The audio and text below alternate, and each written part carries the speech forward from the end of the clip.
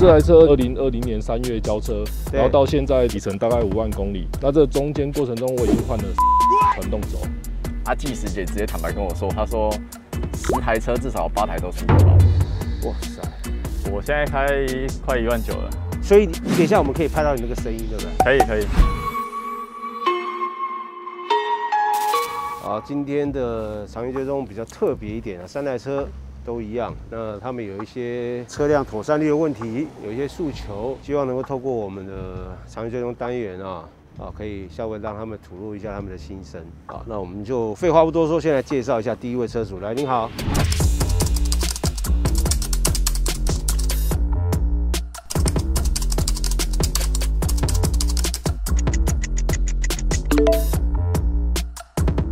你贵姓？姓陈，陈先哈，你这个是几年的 V60？2019年出厂的，这是 T4 嘛？我刚刚看 T4 嘛哈。T4。好，那你有什么要跟我们分享的？这台车2019年出厂，2020年3月交车，然后到现在的话里程大概5万公里。那这中间过程中我已经换了3次传动轴。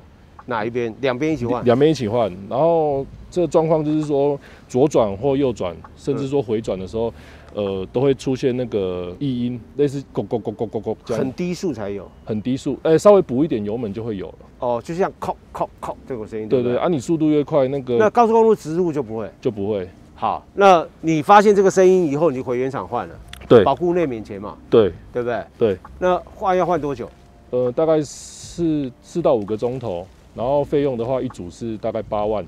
可是他不会跟你收钱，你保固啊。对啊，可是保固之后怎么办 ？OK， 好，那你这台车到你手上，我们算2年好了啦。对，2年换3，这3次第一次是什么时候？大概交车多久后？2020年11月换过一次。3到11月，等于8个月后才换，对不对？好，第二次呢？第二次2021年6月。它好像都是7、8个月。对，那其实我们自己车友里面有做过统计啊，那平均大概15000公里。甚至可能半年就会换一次，所以你现在换了第3次了。第3次了。好，第3次多久了？第3次的话是12月18，就是3个礼拜前。那你刚换没多久啊？对啊。OK， 好，就等于那他们有改良件吗？他还是拿原本的一样的料号，一样没有改良的传动轴装上去。那你说15000公里又要再换一次啊？对，那其实蛮吊诡，就是这3次它上面工单的料号都是不同的，所以表示它有改良对，但是有另外一个原因，比如说我12月18我换过一次，对，那台中、台南的车友他也是大概12月18换的，那但是他的工单上的料号跟我不一样，就代表说原厂它其实没有一个基本的 SOP 的流程。你在哪里换？我在内湖新凯。哦，就是民权东路那个。对对对。你3次都在那边换的？对，3次都在那边换。你车也在那边买的？对。OK， 好，那你看那个价钱，3次都一样吗？第一次比较便宜，第一次7万9。为什么会这样？他是说涨价啊。对啊，涨价。可是你到现在还在保固内啊。可是保固后怎么办？对，当然保固后怎么办？对啊，那是不是我们可以合理怀疑说它这个是设计瑕疵？不是，我们先分几个啊。第一个，你们是俱乐部嘛，对不对？就是有一个车友的群组，一个群组。你们的群组有多少人？600-700个有了。好，600-700 V60有几台？大概抓一个，有没有100台？有啦，有100。好，我们算100台，100台发生这样的有几个？我们有统计一个数据，大概快50%的几率。50%，2台就有1台。对，我们自己有做过统计，那不止传动轴啊，像那个碟盘啊，碟盘变形，然后荧幕仪表板的模组，整个 shutdown 的状况也是有。奇怪，你怎么？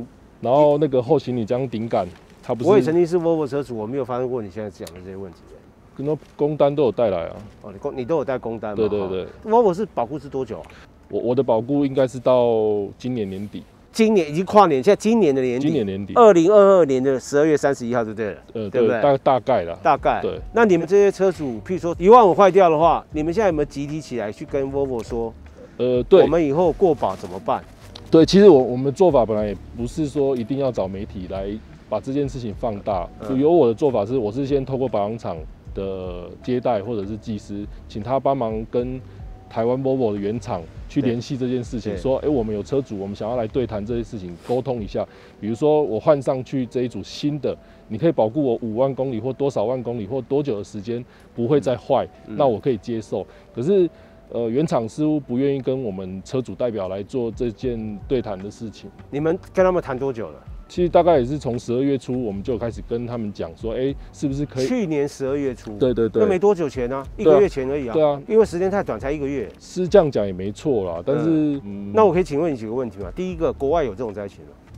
国外这我就不晓得。你们没有去查过国外有没有这个灾情？我个人是没有去查。好，那第二个部分就是你没有找其他媒体吗？没有。就为什么只找我们？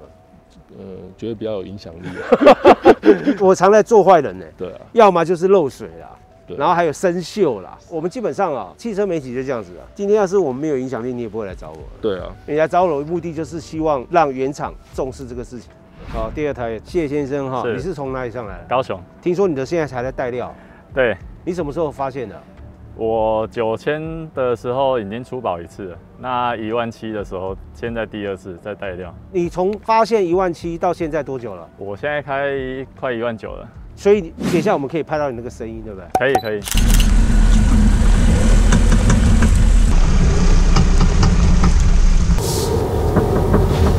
所以你们基本上应该工资都一样嘛，因为都保固内，所以不用钱。可是你们可以看到工单上面价钱，对不对？对。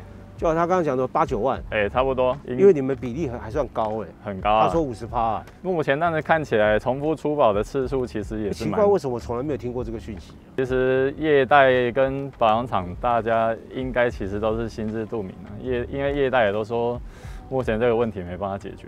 刚刚第一个车主他说他不知道国外有没有这个灾情，你有去查过国外有没有这个灾情？没有，因为我们目前都是国内车友互相联系这个状况。那普遍全台车友大家都有遇到，所以你跟我们刚刚第一个访问车主差不多，就是有一个里程1万多，对不对？我们那时候说大概抓1万至1万5左右了，就会发生这个问题。对，你们基本上你跟他应该一样，就是低速转弯加油下去的时候会咔，扣，一直扣。对，只要在回转，比如说我只要我一直回转，我一直回转，它就一直扣，然后很大声。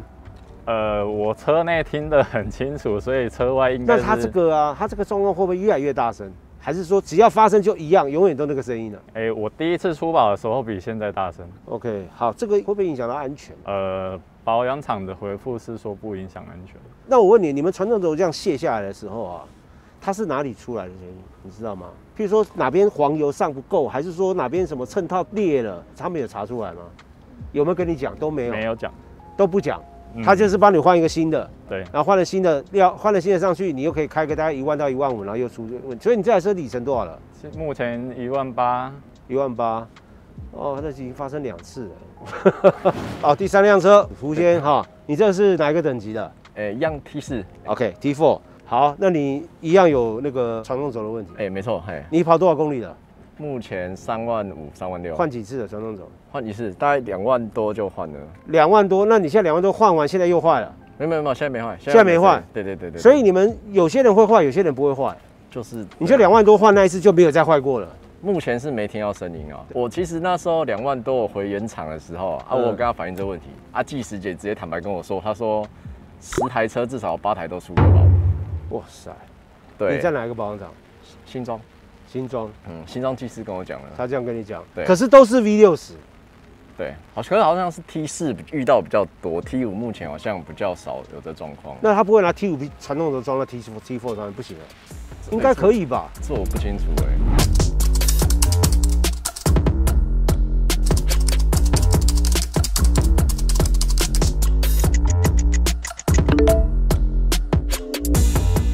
所以你的问题大概就第一个传动轴，第二个萤幕。碟盘，第3个碟盘变形，我觉得这个依个人的开车习性而定。我不是帮原厂讲话我举一个最简单的例子，我现在每年不是都在比赛嘛，是，我的碟盘可以用2年，有的车手碟盘只能用1场，所以碟盘这种东西，因为它是消耗品，你说萤幕那个坏，那不是消耗品嘛？传动轴是不是消耗品？我觉得也算是，可是它不是一个那么容易坏的消耗品。是，照理说，很多人传动轴开到车报废的传动轴可能都还好的。对。就好像以前我访问过一个仪表板塑料线裂开了嘛，我那时候讲了一句话，讲到原厂气得要命啊。我说仪表板那个整块中控台的塑料件，照理说你开到报废，把它丢到海里面，它可能都还是好的。怎么可能3、5年就坏？然后坏了还要车主过保以后，车主花10几万去换一个新的，我觉得不合理。有些东西我觉得，像你说这个碟盘，我觉得碟盘你们社团很多人都这样子吗？变形？也是有一定的比例啊。对，可是应该没有像这个传动轴这么高，对不对？应该对不对？对。我觉得是看因人而异，好不好？那我们来访问你们下一个车主，好，谢谢你啊，谢谢。你有改装了哈？有去想装一些小东西，有降避震啊，一点点啊，对不对？然后改刹车，所以刹车你一样有刹车碟盘有，我当初就是有出保，后来才去换。那你出保换，你以后就不能再出保了，你这个是改装了。哦，对啊。你这个圈是锻造还是铸造？锻造的。锻的嘛，对不对？对。你这哪个牌子的锻造啊？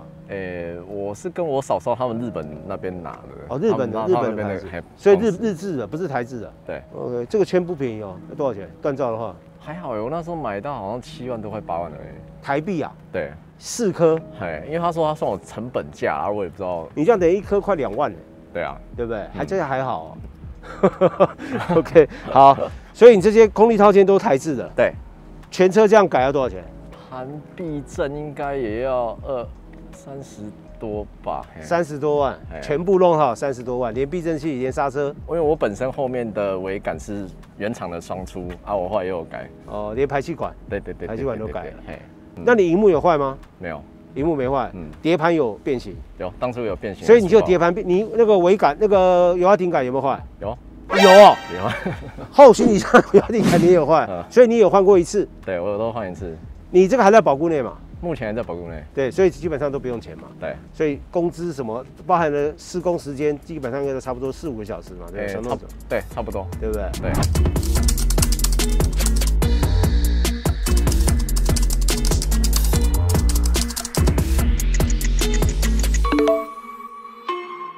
除了这个传动轴以外，有什么其他缺点？哦，我还有一个那个车尾门的那个顶杆，我也出保过，就油压顶杆。对，它会怎么样？你是电动的不是吗？上次我有录影，它关起来的时候，它就会很大声的扣。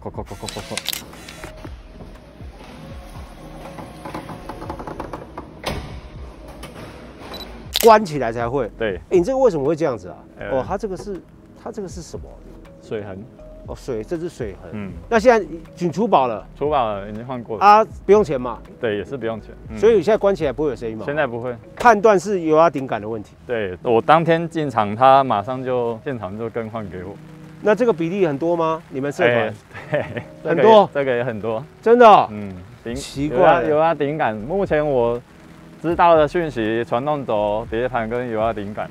这3个看起来应该是通病，这3个是主流就对了，对，非常多。我给你们一个建议了哈，对，我们这次影片出来啊，基本上 Volvo 应该就会来去找你们了，跟上次的 Vitara 一样，我建议你们就是不要闹到要什么上法院，什么一堆什么协调都不要。如果原厂释出善意，譬如说给你们延长保固，或者是传动轴的部分延长更长的保固，因为照理讲传动，我刚刚跟你们前一个车主讲，我说传动轴这种东西，基本上你车开到报废，可能它都不会坏。对啊，传动轴照理讲是不会坏。你如果说什么大灯不亮什么那个，我觉得都很正常。什么刹车皮磨完了，我觉得那个消耗品都很正常。那我觉得原厂如果有找你们的话，你们就坐下来好好协调，想出一个双方都满意的方式，然后把这件事情解决掉。好，那我觉得，因为你们都不知道国外有没有，包含了对岸的大陆有没有这个灾情，你们都不知道嘛，对不对？我想原厂应该到时候也会来找我了。他应该也会跟我讲，其实他说这个也许是全球性的，都有这样的问题。如果原厂有来跟我讲他们处理方式是什么，我也会跟你们讲。那如果车厂直接找你们解决了，那我觉得这个是最好的，好不好？好，谢谢你接受我访问。好，那今天这一集比较特别一点，就是3台车，因为他们有一些诉求，那我想原厂应该也会知道了啦。不要说台湾啦，可能连对岸的大陆，甚至包含了母厂都会知道了。我们购车志向来都是扮演就是消费者和车厂之间一个沟通很主要的桥梁。我们每天那个 service 信箱一堆信啊，当然有很多个案，我讲过个案我们都不处理，因为每个人的开车方式和习惯不一样。但是如果是集体式的，我们基本上都不会拒绝，都会拍摄。那拍摄的目的并不是要去攻击车厂，也不是要袒护哪一方，我们的重点是解决问题。